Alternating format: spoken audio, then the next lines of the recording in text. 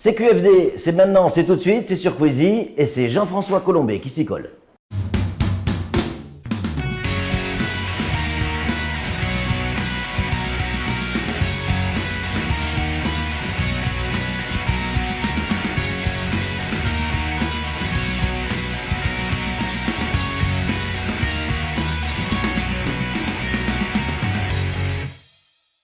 Monsieur le Préfet, bonjour. Bonsoir Patrick Millon. Merci d'avoir accepté notre invitation. Vous gardez le masque? Alors, si vous le permettez, Oui. comme l'espace entre nous est suffisant, je peux le quitter. Ah ben avec plaisir, avec plaisir. Très bien, bienvenue. Merci, merci. On est chez vous là, dans votre bureau. Vous y passez énormément de temps dans ce bureau. Hein. J'y passe un peu ma vie, oui. Ouais. C'est un bureau agréable, comme vous pouvez l'observer. Il est fonctionnel. Et on y traite beaucoup de sujets qui concernent et qui intéressent les Mahorais, en effet, oui. Monsieur le Préfet, on va parler de plein de choses, si vous êtes d'accord, évidemment. Et on va commencer avec le Covid. Forcément, c'est dans l'actualité. On en est où de la situation aujourd'hui du Covid à Mayotte? Parce que, voilà, on nous remet quelque chose en place et on se dit, est-ce que c'est juste? Alors, on est dans une situation qui est sans doute meilleure qu'en métropole. Ouais. Ça, c'est incontestable, ce qui peut donner effectivement le sentiment que la mesure n'est pas totalement adaptée à Mayotte. Ouais.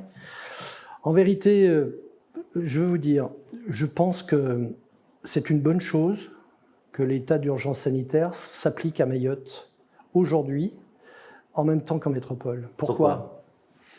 Parce que, souvenez-vous, lorsque nous avons fait face à la première vague, nous avons pris ces 6 semaines d'avance, Ouais. qui ont permis à l'épidémie de s'éteindre quasiment en métropole et qui ont permis au renfort métropolitain de venir nous aider et de nous donner un grand coup de main quand on en avait besoin.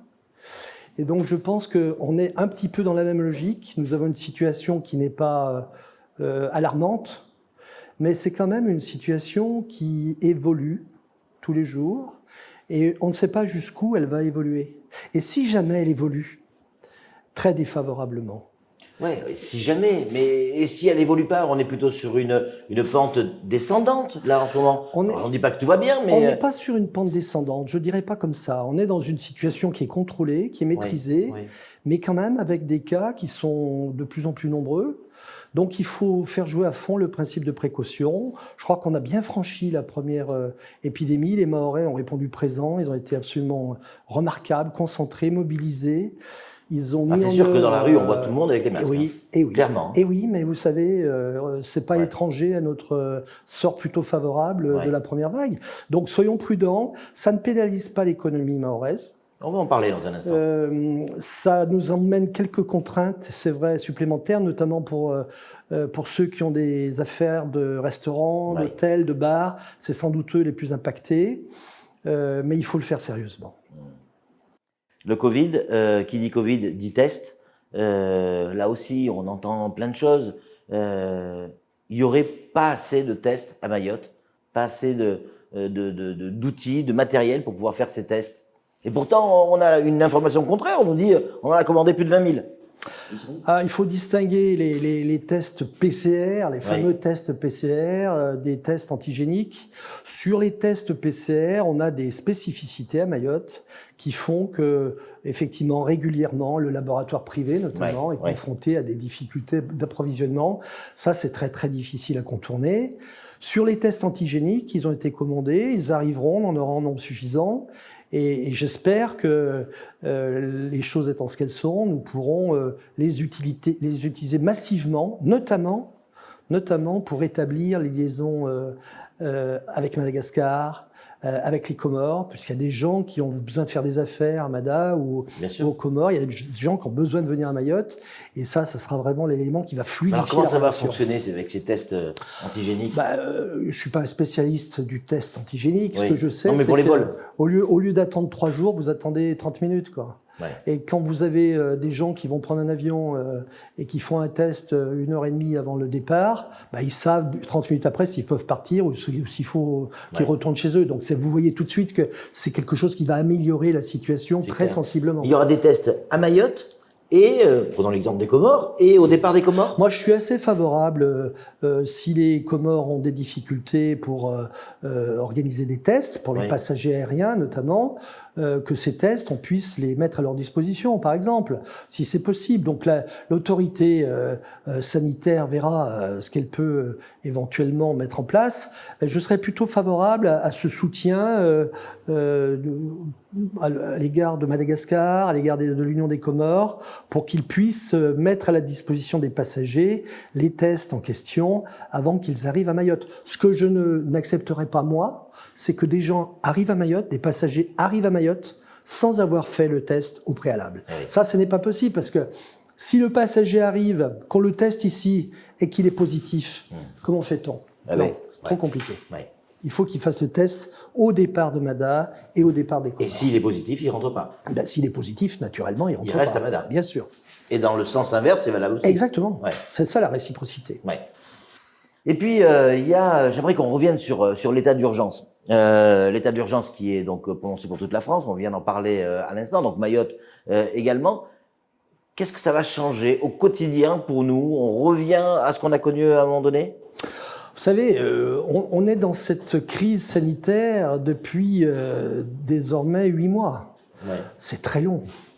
Très, très long. Vous le voyez, nous le voyons tous dans nos vies quotidiennes, le port du masque, le fait de très régulièrement se laver les mains, ce sont des contraintes qui sont lourdes, difficiles à supporter. Donc au bout d'un moment, il y a forcément, c'est naturel, une espèce de relâchement. On est moins attentif, on est moins prudent, on est moins vigilant. Le fait de revenir dans l'état d'urgence sanitaire, ça va rappeler à chacun d'entre nous qu'avec un petit effort minimum, on évitera peut-être des choses beaucoup plus lourdes comme le reconfinement, voire le couvre-feu.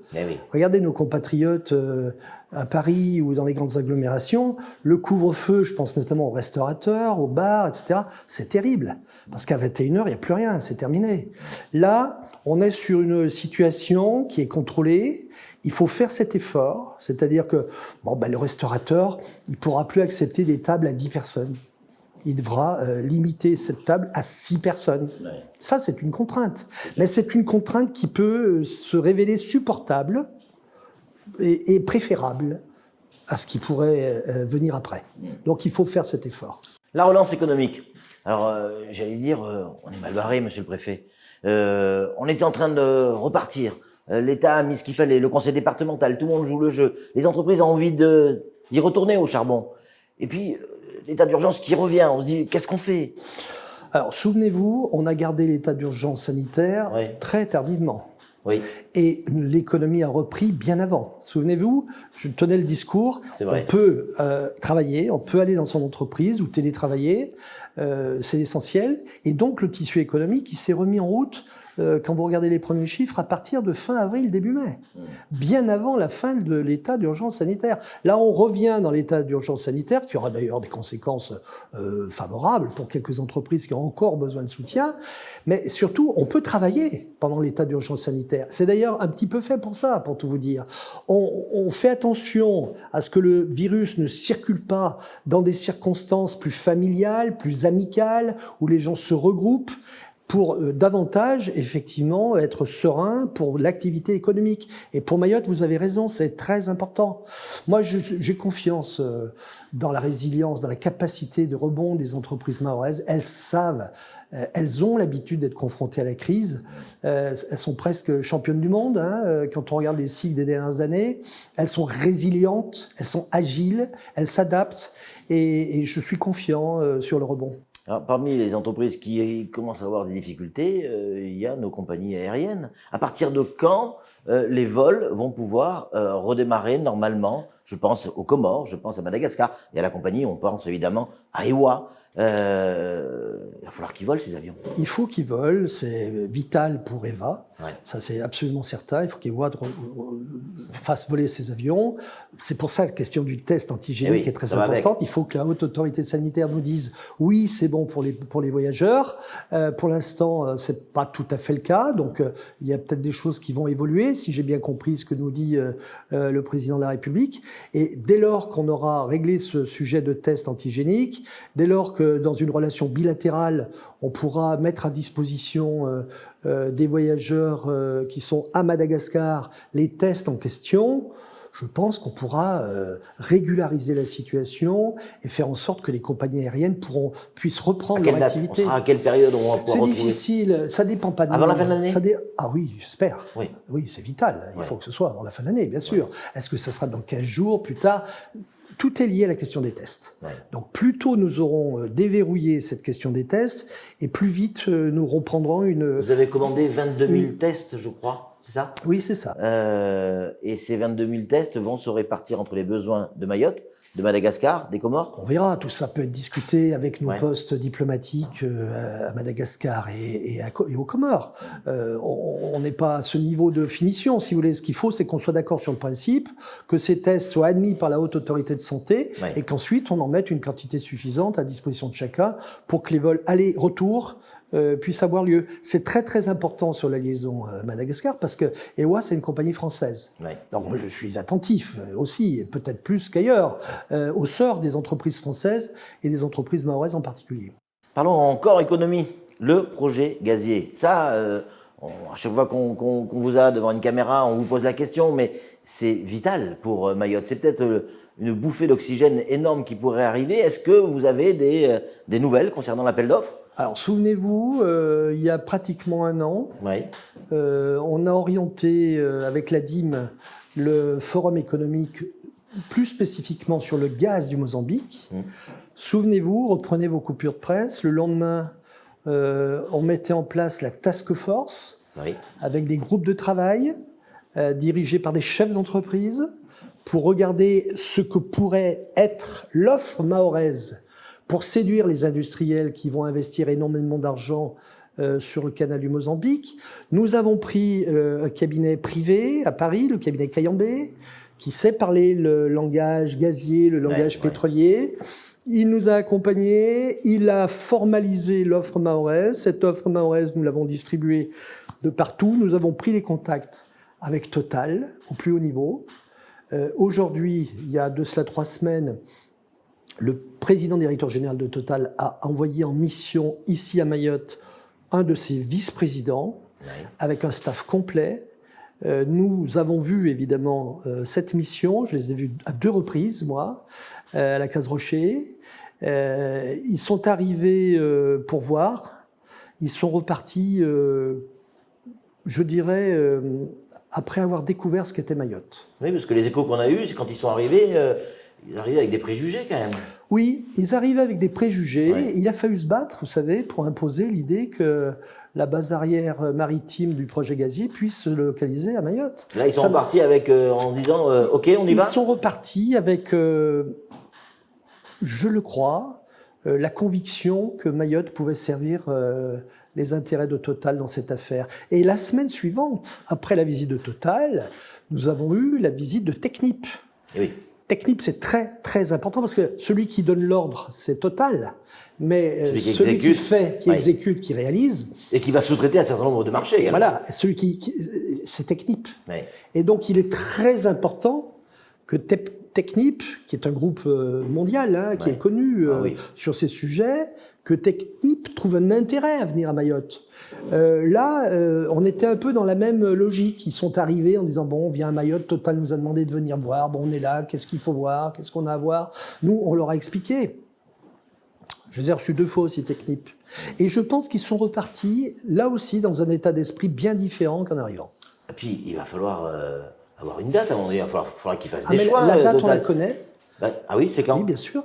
La date du début de l'investissement, c'est octobre 2021. C'est-à-dire qu'il faut que tout soit prêt en octobre 2021. Il y a des tuyaux qui arriveraient déjà au port en mars 2021. Ça veut dire que l'appel d'offres, il va falloir qu'ils le donnent assez alors, ils vont décider avant la fin de l'année. D'accord. Pour savoir si Mayotte peut devenir la base arrière du projet Mozambique ou pas. Qu'est-ce qu'il nous faut, nous, surveiller? D'abord, il faut qu'on refasse le quai numéro 1 du port de Longoni. Qui n'est pas dans la DSP, je crois. Il n'est pas dans la DSP. Il y a 3 mois de cela, j'ai rencontré le président du conseil départemental pour lui expliquer que sur l'ancien programme FEDER qui se termine, il y avait encore de l'argent qu'on pouvait mobiliser pour rénover le quai numéro 1. C'est ce que le conseil départemental a accepté de faire. Le conseil départemental sera maître d'ouvrage de la rénovation. La semaine dernière, le bureau d'études nous a présenté les options de travaux et ces travaux sont compatibles avec le calendrier et l'agenda de Total et de Technip. Si tout se passe normalement, les travaux seront terminés à la fin du mois d'août 2021. Ça veut dire que le conseil départemental est complètement mobilisé avec l'État sur ce sujet, que le projet de quai est financé au moment où je vous parle, que le conseil départemental, à ma demande, a désigné un chef de projet qui pourra coordonner la commande publique au sein de l'institution départementale et qui pourra également faire valider les études publiques. Ça veut dire que l'ADA aura probablement une mission d'assistance à maîtrise d'ouvrage. Tous les acteurs sont en place, mobilisés pour foncer dans cette affaire. J'ai bon espoir que le quai numéro 1 sera pleinement opérationnel en août 2021. Et ça, croyez-moi, c'est un atout considérable pour Technip. Considérable. Oui. Qu'est-ce que ça va apporter à Mayotte? Ceux qui nous écoutent ou qui nous regardent se posent la question, très bien, le projet gazier, est-ce que ma vie va changer, moi qui suis monsieur lambda? Est-ce que je vais gagner plus? Est-ce que je vais avoir un meilleur confort de vie? Est-ce que je vais pouvoir profiter de cet argent qui va arriver sur Mayotte? Alors, on le fait un peu pour ça, hein, ouais. pour tout vous dire. Ouais. On le fait pas pour se faire plaisir, on le fait parce que le territoire en a besoin. De quoi s'agit-il, en fait? Les tuyaux, très gros tuyaux, vont arriver sur de très gros bateaux et seront déchargés sur le quai numéro 1. Ensuite, ils seront stockés sur du foncier et probablement soudés les uns avec les autres. Donc, il y a déjà de la main-d'œuvre qui sera formée à la soudure marine, c'est un vrai métier, et qui sera employée sur cette mission. Ensuite, ces tuyaux, ils seront rechargés sur des barges pour les amener vers le bateau qui s'occupe d'enfouir au fond de la mer les tuyaux en question. Donc ces tuyaux-là, ils vont être soudés ici à Mayotte? Et très probablement. Très probablement. Et on a la formation pour ça? Non, on a une année pour la mettre en place, pour former, pour faire venir des experts, parce que la soudure marine, c'est un travail sérieux. Enfin, ça, c'est un aspect des choses. C'est pas short comme au niveau du timing. Mais en même temps, si les tuyaux arrivent ici, ça veut dire que les personnels arriveront aussi. Oui. Vous savez qu'il y a des milliers de salariés qui seront sur le territoire du Mozambique, que ces personnels sont relayés, qui rentrent dans leur famille toutes les 6 semaines. Donc, qu'est-ce qu'ils vont faire? Ils vont utiliser la même voie maritime, puisque les tuyaux prennent des bateaux. Ils vont prendre des bateaux, ils vont arriver à Mayotte, soit pour aller prendre l'avion. Donc, si notre piste longue à terme est bien faite, vous imaginez que là, on a peut-être quelque chose à bricoler sur un hub en direction de l'Asie. Enfin, tout déclenche ça. Et puis, il y en a qui vont pas prendre l'avion pour rentrer chez eux. Il y en a qui vont dire, tiens, Mayotte, c'est sympa. Ou dans la zone. Eh ben, si on est assez malin pour offrir un produit touristique, Mada, Mayotte, 4 jours à Mayotte, 2 jours à Mada, je ne sais pas, vous voyez bien que tout le monde va gagner dans cette affaire. Ouais. Les services, les hôtels, les restaurants, ceux qui font du service, ceux qui transportent les personnes. À terme, c'est ça. Et ça va durer un certain nombre d'années. Et immédiatement après, il y a les Américains qui arrivent. Parce que les Américains, si nous réussissons Total,